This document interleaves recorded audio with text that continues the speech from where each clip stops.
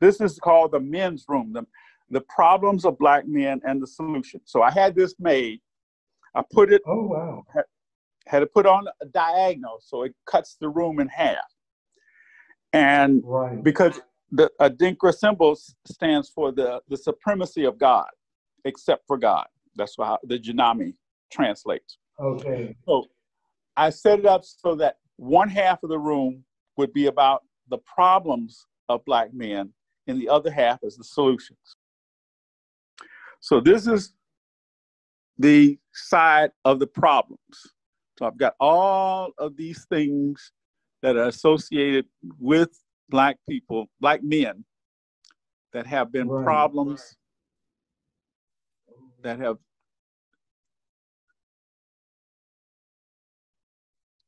Can you see? Absolutely. I'm trying to keep quiet. All the way down. This is a new one I just got, the new red, black, and green. Right. Where he's black man on the street dead, shot over some money. All right, and then the other side of the room.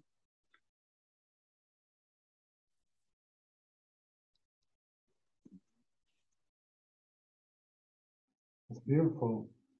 Mm-hmm.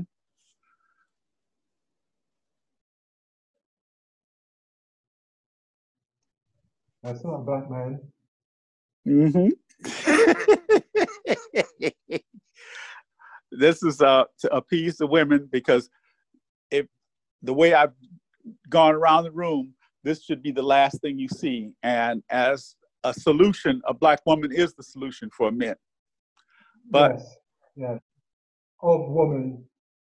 Oh wow. But you haven't forgotten the brothers, loving brothers. Look at this.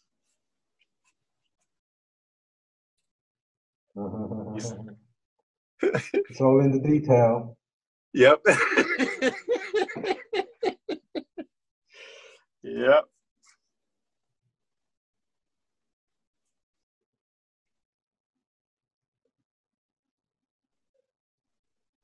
I'm so jealous. Mm-hmm.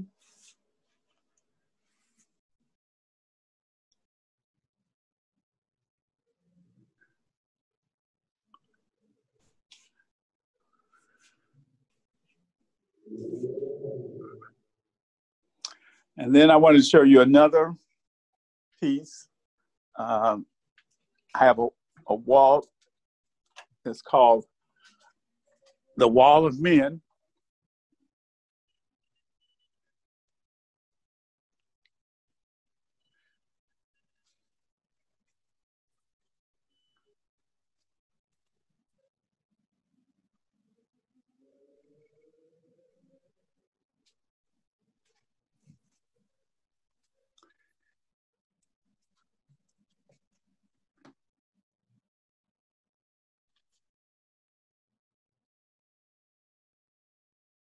I'm trying to be quiet, but you don't have to be. All right. But I'm coming up to this piece right here. And this piece is called Roommates. The piece with the flowers? Yes. It's called Roommates. Right. Because that was the euphemism. Huh? It looks like an old photograph of two lovers. Yep, exactly. And roommates was the euphemism back in the 60s, that if two men were living together. Yeah. And so he put together, this is Rob Welsh, he put together with all these symbols of the relationship, but subtle. He got the key to his heart, that back in the day, people would be peeping through the keyholes to see what y'all were doing. He got the eyes. And then, you see this over here? Yes. That's the mugshot of Bayard Rustin, the civil rights activist. He was openly gay from the 1920s. And this is his mugshot from when he was arrested for homosexuality in public. That he's the one who organized the March on Washington. Yeah, I remember. And see, I've got on the side, it's got the rainbow colors. Uh-huh. And then on this side, it's got the American flag. Yeah. And this is wow. Malcolm X as Detroit Red. Back in the 60s, they would debate on television. It was, in fact, one of the most amazing experiences back in the early 60s, because there would be two black men on television, because that was just, one was amazing, but here, two black men on television debating the Negro issue. So I have Malcolm right next to him. And then Martin, he was the advisor and confidant to Martin until Senator Strom Thurmond called him out on the Senate floor as a flaming homosexual. And that was causing the civil rights movement headed up by Martin Luther King to be considered to be communist. And so the Southern Christian leadership forced Martin to kick him away. They threw him under the bus for a while. And then they started to plan for the March on Washington in '63, and it was going to be a disaster. Mm-hmm. And they brought Bayard back in. He organized it. It came off with a hitch, without a hitch.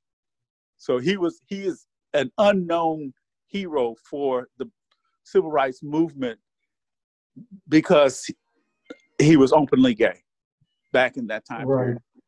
Right. So this is my wall of men. And then it's counterpointed with a wall of women. So I have to give them so that they can have their due. Mm-hmm. But there's on the wall of women, there's this one piece I wanted to show you, to show you how you can have things right in people's face and they don't even see it. This piece right here. It's a little girl. She's jumping rope, but you see there's a pervert up against the wall. In the background, yeah. Looking at her, and he jacking off. It's a woman pervert? No, it's a man. It's a man. Pervert? Oh, no. No, that's a man back there. This little like girl, she's got breast from. It's the dark curve where the arm is that gave me the sense that she had titties. Oh no. He's basically jacking off. But you see the girl, and she's all in ecstasy, playing. Mm-hmm. But do you see this? Yes. Her arm is a penis. I can't make that out from here. You see it? Oh right. Again, no innocence. That's why I know that this is all a sexual imagery, because he's got it all in there, all these allusions to sex. Yet it's supposed to be an innocent scene. I think they know you now, Patrick. They know that if they put a little bit of titillation there, you'll swipe it up. Yeah. So that's a mini tour of the collection. I've got several other rooms filled with art. How many rooms do you have in this apartment? It's 3 bedrooms, 2 baths, and see, this is the other. And the fish tank. Yep. Well, it's now a terrarium. I had those frogs. Remember those frogs I had? No, I don't remember frogs. Yep, I had the frogs. I don't think you had frogs when I was there. Yeah, they were there. Because I had them for 25 years. And the frog just died. Frogs? Yep. The same just frogs died for 25 years? Yes. 25 I didn't know frogs lived that long. These did. And then They're one like, ate they're the not other one after. things. They're like, oh, we're here, we're fed, we're, you know. Yes. Yep. There's your mom and your brother and you. Yes, correct.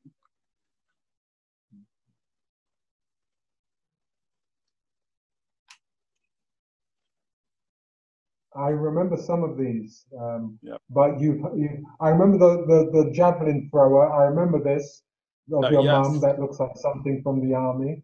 Yep. You know, it looks like, you know who she reminds me of? Who's that? White woman, Corbett, actress.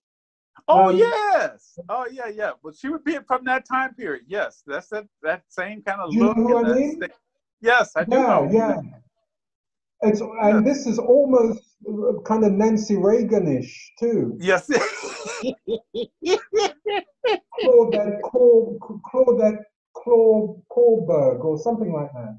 Yeah. But this also looks like Nancy Reagan. But I Yep. remember the javelin thrower, the orange. Yep. Oh man. That was prominent in my place, the other place. And then Yes. this is my younger brother's piece. Oh right. Mask. Mm-hmm. Yep. I don't see the one that the one that I always remember in your place, although you tell me, I'm sure you said to me that you don't think you had it. And it was a poster of a guy with a big afro, a big round afro. I think it was on the back of the bathroom door. That's how I remember it anyway. Yeah. On the back of the bathroom door. Okay. They used it here a couple of years ago to advertise some black retrospective something or other. It's a beautiful, beautiful print. And I always think of your place when I see it. No, no. That's not it. You said that you didn't have it. When I think I sent it to you on Facebook and you said you didn't own it, but I always think of your place when I see it. And I'm sure you have it.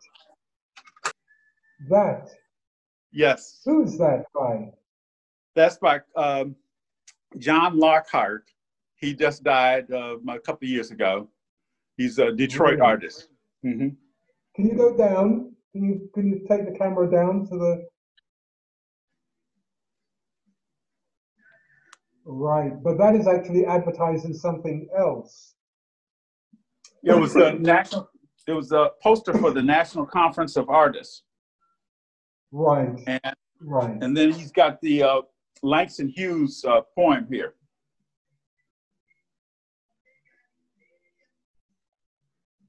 (1978). Yep. But the actual image is predates 78. It's earlier than that. But the exhibition was that date. Okay. Mm-hmm. Wow. Oh, that's you. Yep. That's you in your space. Yep, sitting on the loo. On your throne. Yes, that's what it's called, on the throne. Oh dear. God, I wonder. I still would love to open a gallery, but hey, when you said to me the other day, a couple of years ago, that galleries are difficult, I let the idea go. It still appeals to me. This is the very first piece. The very first piece that you bought? Yes. This is the one I bought in 1960. Yep, in 68. Oh, wow. Mm-hmm. What is it, an angel? Yes. It's called the Seventh Angel of Revelation, which within that Christian philosophy is the last thing that happens before Armageddon. Oh, really? Yep. You know, I don't believe none of that stuff, but no, really, it tickles me. It tickles me that the very first thing I buy is something that I don't believe in at all. Oh dear. Yeah. You know,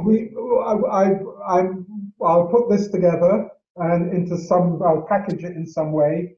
But I'm hoping that we can do this again another time. But Oh yeah. I want to be more structured with it. I mean, part of this, I haven't seen you in ages, and certainly not moving. So that was, my reason for wanting to do this. But also, I just didn't sit down and put down some ideas that could make it more structured. But I'm hoping next time we can do that. And next time you might have your but if you have your computer on, it means that you're static. You're stuck in one place. I could put. I have two computers. In fact, one of the things I wanted to show you, maybe in the future, is what I've done with this computer that I keep in the living room. Is I have been going. Is this where your images are? Yeah. This is where you're. Oh my God! More art. So what? It's constantly on. Yes. 40,000 images of black males. Yeah. Could you be described as obsessed?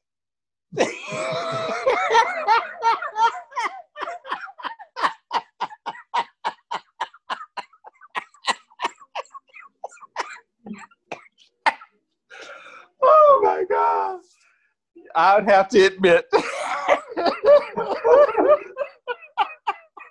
A penchant for,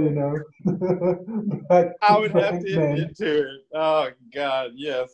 Oh dear. In fact, it's the activity that I do almost every day. Right. Is that when I'm looking at things like on Facebook or whatever, and I'll see an image of a black man, and I say, "Oh, that's an interesting one," and I'll just take a screenshot, cut it, and put it on there. So I've been collecting them. I collect them every day. I'm constantly collecting, and it's not like Pretty Boy or sex. It's just man, just whatever we do. And so I have wish I had access to that. 40,000 images. You should be putting them on Instagram.